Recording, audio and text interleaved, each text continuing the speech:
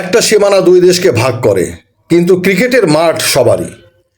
কখনো ভেবে দেখেছেন একজন পেসারের বল ছুড়ে দেওয়ায় সীমান্তে কারফিউ জারি হতে পারে?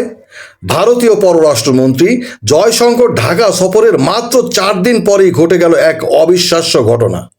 কলকাতা নাইট রাইডার্স হঠাৎ করেই ছাঁটাই করল বাংলাদেশের কাটার মাস্টার মুস্তাফিজুর রহমানকে। মূল্য ছিল 9,20,00,000 রুপি।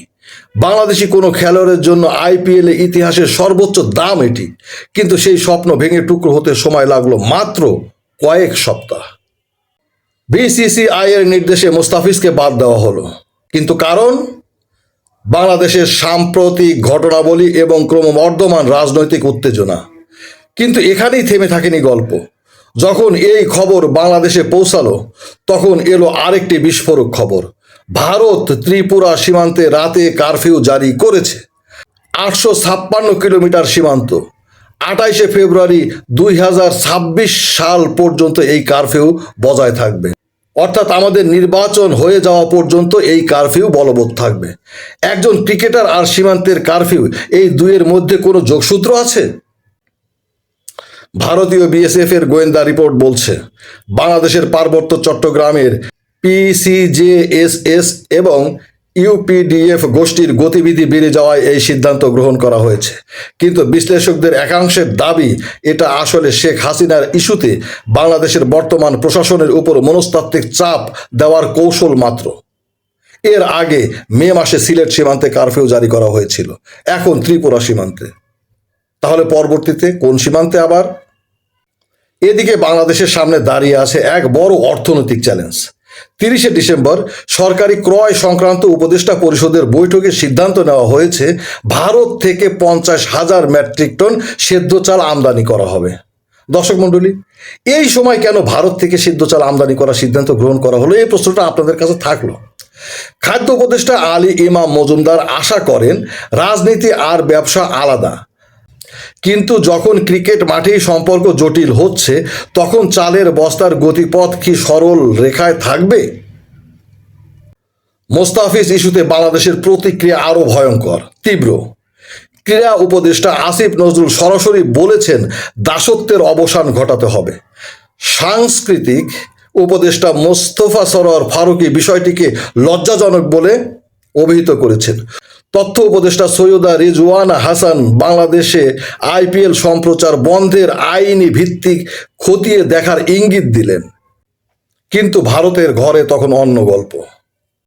ভারতের ক্ষমতাসীন বিজেপির প্রভাবশালী নেতা কস্তক বাগচি এবং হিন্দু ধর্মীয় সংগঠনগুলোর চাপে পড়েই কেকেআর মুস্তাফিজকে ছাড়তে বাধ্য হয়েছে। তাদের যুক্তি, বাংলাদেশে সংখ্যালঘু নির্যাতন চলাকালে একজন বাংলাদেশি ক্রিকেটারকে কোটি কোটি রুপি আয়ের সুযোগ করে দেওয়া তাদের স্বার্থ পরিপন্থী, ভারতের জাতীয় স্বার্থ পরিপন্থী। কেকেআর মালিক শাহরুখ খানকেও দেশবিরোধী তকমা দিয়ে তার বিরুদ্ধেও বিক্ষোভ হয়েছে ভারতে। শনিবার রাতে বিসিবির ভার্চুয়াল সভায় প্রথমে শুধু একটি ব্যাখ্যামূলক চিঠি পাঠানোর কথা ভাবা হচ্ছিল, কিন্তু রবিবার সূর্য ওঠার সাথে সাথে পাল্টে গেল সবকিছু। সরকারের উচ্চ পর্যায় থেকে গরম সিগন্যাল পেয়ে বিসিবি জরুরি বৈঠক করে ঘোষণা দিল, বাংলাদেশ দল টি-20 বিশ্বকাপ খেলতে ভারতে যাবে না। বিসিবি পরিচালক খালেদ মাসুদ পাইলট সোজা প্রশ্ন ছুড়ে দিলেন, ভারত যদি একজন খেলোয়াড়ের নিরাপত্তা দিতে না পারে, তবে পুরো দলের নিরাপত্তা কিভাবে নিশ্চিত করবে? দর্শক মণ্ডলী, প্রশ্নটা কিন্তু যৌক্তিক।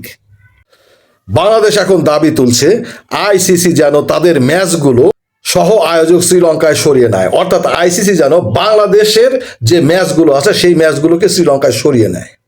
কিন্তু বিসিসিআই ইতিমধ্যে, অর্থাৎ ভারতীয় ক্রিকেট বোর্ড ইতিমধ্যে লজিস্টিক্যাল নাইটমেয়ার বলে আখ্যা দিয়েছে বিষয়টিকে, অর্থাৎ এটা সম্ভব নয়। এখন চাপ আইসিসির উপর, তারা কি সিদ্ধান্ত নেবে? বাংলাদেশ কি সত্যিই বিশ্বকাপ বয়কট করবে, নাকি এই সিদ্ধান্তও পাল্টে যাবে? উত্তর পাবেন পরের পর্বে, যেখানে আমরা দেখব শুধু ক্রিকেট নয়, পুরো সম্পর্কই এখন পাকিস্তান ভারত মডেলের দিকে এগোচ্ছে কি না। দর্শক মণ্ডলী, সঙ্গে থাকবেন, লাইক করবেন, শেয়ার করবেন, সাবস্ক্রাইব করবেন এবং পরের পর্ব দেখার জন্য অপেক্ষায় থাকবেন।